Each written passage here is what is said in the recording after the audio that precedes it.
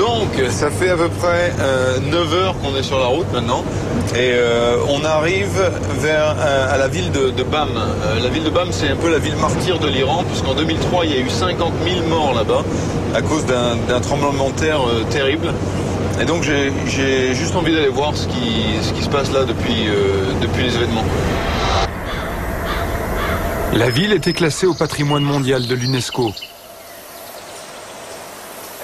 Aujourd'hui, il n'en reste plus rien.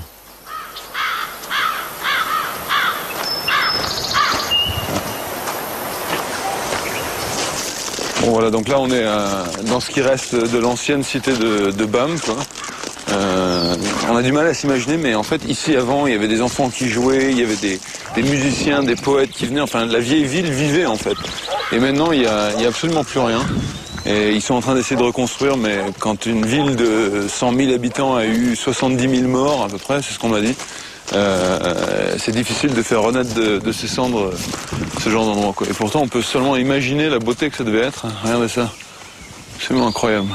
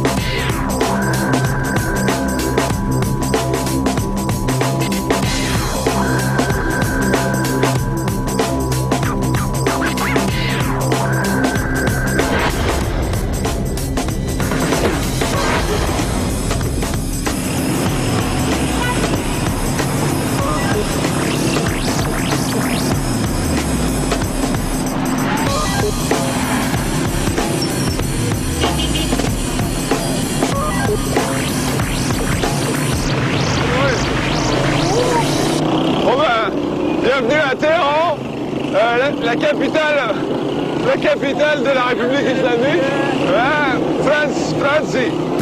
C'est une ville immense d'à peu près 12 millions de personnes, mais c'est surtout la capitale des embouteillages. Je vous assure, dans tous mes voyages, j'ai jamais vu ça. C'est pour ça que j'ai pris une petite moto, c'est le meilleur moyen de se déplacer ici.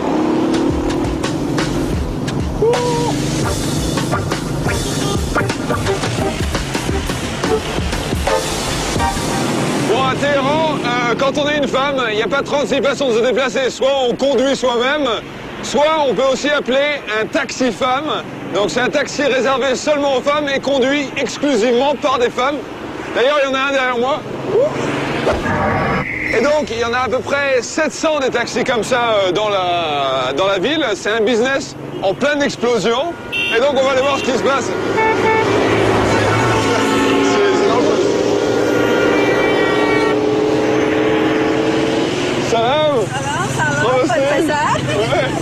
Donc, parce que je suis un homme, je peux pas rentrer dans le taxi.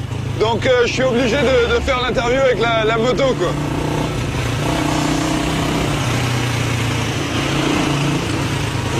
Mais pourquoi est-ce qu'ils ont créé les taxis-femmes? En fait, ce qui s'est passé, je vais vous raconter. Certaines femmes s'étaient faites molester par des conducteurs et elles ne se sentaient plus en sécurité avec certains taxis. C'est pour cela qu'elles préféraient avoir une conductrice. Mais je croyais qu'ici c'était comme en Arabie Saoudite, où les femmes ne peuvent pas conduire, elles doivent être accompagnées par leur frère ou leur père. Non, l'Iran ne ressemble pas à l'Arabie Saoudite ou à certains pays arabes. Ici, les femmes sont actives dans tous les domaines et peuvent exercer toutes les professions qu'elles souhaitent.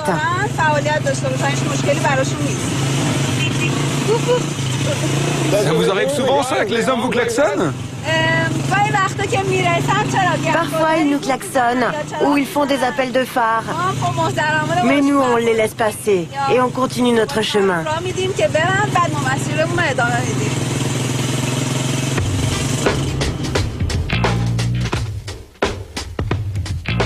Le soir, travaux pratiques pour les femmes. Au programme, petit arrangement avec la mécanique. Dans le rôle du professeur, Hussein. Si votre filtre à air est usé, cela va déséquilibrer le circuit à air et entraîner une augmentation de la consommation d'essence. C'est pour cela que je vous conseille de changer le filtre à air après chaque vidange. Bon, et honnêtement, quand on t'a dit tu vas devoir enseigner la mécanique à des femmes, t'as pensé quoi? Quand on me l'a proposé le premier jour, j'ai eu peur. Je me suis dit, oh là là, mon Dieu, il faut s'occuper des femmes. Le temps qu'elles apprennent tout ça, ça va prendre du temps. Mais ça s'est pas passé comme ça. Elles ont été enthousiastes et elles ont tout appris. Et vos amis et vos petits copains, ils ont dit quoi quand vous avez dit « Je vais conduire un taxi, être mon propre patron » ? En fait, la première fois que j'en ai parlé à mon mari, il m'a dit qu'il n'avait aucun problème avec l'idée que je devienne chauffeur de taxi. D'ailleurs, il préférait ce métier à d'autres. Et donc aujourd'hui, il est très satisfait de mon travail.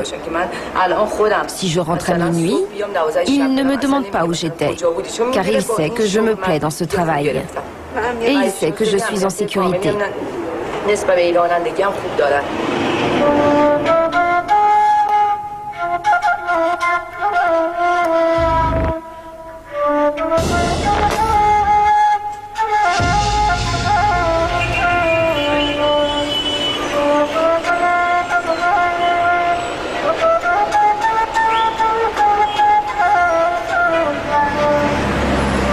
À la tombée de la nuit, j'ai un dernier rendez-vous.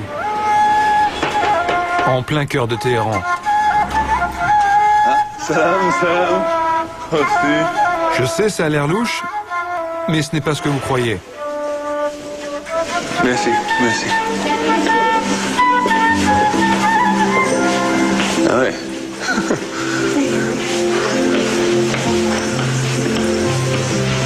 C'est juste un salon de coiffure. Salam alaikum. Bonjour. Bonjour, bonjour. Asseyez-vous. Ok, thank you, thank you.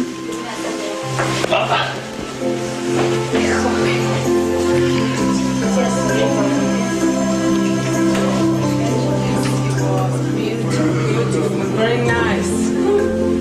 Thank you.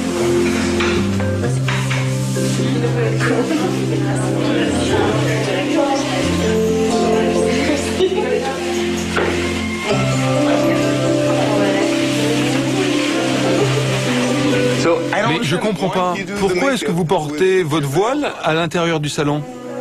Vous êtes dans un salon de coiffure pour femmes. Et l'entrée est normalement interdite aux hommes. Votre présence nous oblige donc à le porter. Ah d'accord, ok. Ok, bah, je comprends mieux maintenant. I understand it better, of course. Mais alors, le foulard, c'est quelque chose dont vous voudriez vous débarrasser? Or not? Non, imaginez le matin avant d'aller travailler. Les femmes doivent se coiffer.